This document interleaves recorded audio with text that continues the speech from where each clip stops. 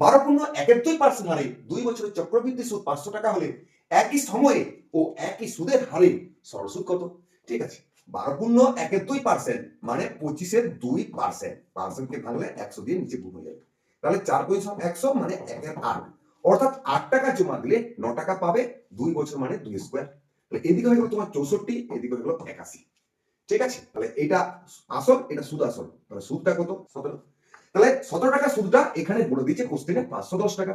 তাহলে 17 যদি 510 হয়, 1 মানে কত? 30। তাহলে কি বলেছে? ওই একই সময়, তাহলে 1 যদি 30 হয়, তাহলে আসলটা কত? আমি 30 দিয়ে গুণ করে দেবো, 1920 টাকা হচ্ছে আসল।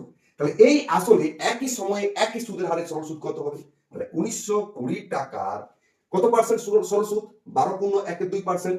কত বছরে? 2 বছরে। তাহলে 1 বছরে যদি 12.12 হয় বা 25/2 হয়, তাহলে 2 বছরে কত? 25%।